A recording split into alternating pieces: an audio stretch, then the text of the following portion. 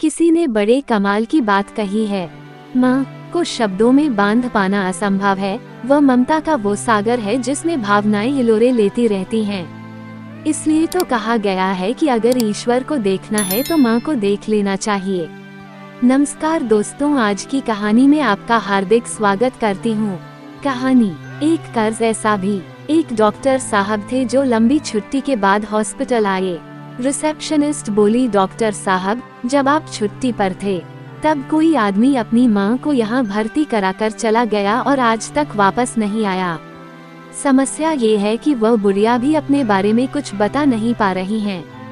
हमने बहुत कोशिश की, लेकिन भर्ती कराने वाले ने नाम और पता सब गलत दिया था। अब हम क्या करें? इतने दिन किसी को रख नहीं सकते और ऐसे छोड़ भी नहीं सकते, रिसेप्शनिस्ट ने बताया। तो डॉक्टर को आश्चर्य के साथ साथ गुस्सा भी आया। कितने दिन से भर्ती है और बेटे ने अब तक कोई खोज खबर नहीं ली। हद है, कैसा निर्दयी बेटा है जो अपनी माँ का साथ तब छोड़ गया जब उसे सबसे ज्यादा जरूरत थी। वैसे उस बूढ़ी माई ने कुछ बताया? डॉक्टर ने कोट उतारते हुए पूछा। नहीं डॉक्टर साहब, वो कुछ भी नहीं बोलती। हाँ, कभी कभी किसी बबुआ का नाम लेकर बुदबुदाती हैं, लेकिन हम समझ नहीं पाते। बबुआ, ये नाम सुनते ही डॉक्टर के दिल में एक झुरझुरी सी फैल गई।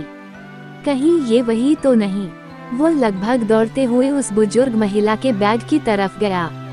सिकुड़ी हुई, कमजोर और बीमार हालत में लेटी बुढ़िया को देखते ही उसकी आंखें भर आईं। हाँ, ये वही है, मगर बहुत बीमार और जर्जर हो चुकी थी। उसे अपने बचपन की याद आ गई। वह 3-4 साल का ही था जब अम्मा उसे अनाथालय से लाकर अपने घर में खिलाती पिलाती थी। वह रोज थोड़ी देर के लिए उसे अपने घर लाती, मनपसंद चीजें बनाकर उसे खिलाती और कहती, हमारा बबुआ बड़ा होकर डॉक्टर बनेगा, फिर जब हम बीमार पड़ेंगे तो दवाई देगा, है ना? हाँ अम्मा, डॉक्टर बनूंगा और दवाई दूंगा, वो तुतलाते हुए कहता है। उसकी दुनिया सिर्फ अम्मा पर ही सिमट गई थी। वक्त गुजरता गया। पढ़ाई में अव्वल रहने के कारण और शिक्षकों की मदद से वह मेडिकल कॉलेज में चुना गया और दूसरे शहर चला गया। अम्मा से बिछड़ते वक्त बहुत रोया, पर अम्मा ने समझाया, यहाँ रहोगे तो डॉक्टर कैसे बनोगे? थोड़े समय की ही तो बात है, फिर हम साथ रहेंगे। लेकिन पढ़ाई और दूरियों के कारण उसका मिलना जुलना कम होता गया। फिर एक दिन खबर आई कि अम्मा का बेटा उन्हें लेकर गांव चला गया। उसने अम्मा को ढूंढने की बहुत कोशिश की, किसी को भी उनके गांव का पता नहीं पता था। और आज इतने सालों बाद अम्मा इस हालत में यहाँ हैं। वह बुढ़िया के पास जाकर धीरे से फुसफुसाया, अम्मा देखो, तुम्हारा बबुआ डॉक्टर बन गया है, अब तुम्हें दवाई दूंगा। उनकी आंखों में एक हल्की चमक आई, पर तुरंत गायब हो गई। तुम कौन हो बच्चा? वह बहुत मुश्किल से बुदबुदाई। डॉक्टर की आंखों से आंसू बह निकले। यही अम्मा कभी कहती थी, मेरी याददाश्त इतनी अच्छी है कि लाखों की भीड़ में तुझे पहचान लूंगी। पर आज उन्हें पहचानना भी मुश्किल हो रहा था। सर, आप रो रहे हैं, इन्हें आप जानते हैं? रिसेप्शनिस्ट ने पूछा। हाँ, इन्हें बहुत अच्छे से जानता हूँ।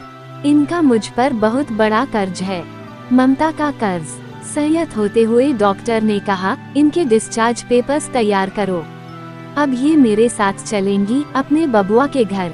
दोस्तों, जो बच्चे अपने बूढ़े माता पिता को ऐसे ही फुटपाथ पर, हॉस्पिटल में या किसी वृद्धाश्रम में छोड़ जाना पुण्य का काम समझते हैं, आप ये ना भूलिए कि आप कभी बूढ़े नहीं होंगे जब आपके बच्चे आपके साथ ऐसा बर्ताव करेंगे जो आपने किया है। तब आपको पता चलेगा कि आपके माता पिता के दिल पर क्या बीती होगी। माता पिता का जीवन में क्या महत्व होता है, उन बच्चों से पूछो जिनकी कम उम्र में उनके सर से उनके माता पिता का साया उठ गया हो। इसलिए दोस्तों, आप सभी से हाथ जोड़कर विनती करता हूँ, अपने माता पिता की जितनी हो सके सेवा करना। उनके साथ कभी बुरा बर्ताव मत करना। देखते रहिए हिंदी कहानियाँ बाय आरती। फ्रेंड्स, यदि आपको ये कहानी पसंद आई हो तो आप इसे शेयर कर सकते हैं। कृपया अपने कमेंट्स और लाइक के माध्यम से बताएं कि आपको ये कहानी कैसी लगी। नई पोस्ट की जानकारी के लिए कृपया सब्सक्राइब करें। धन्यवाद।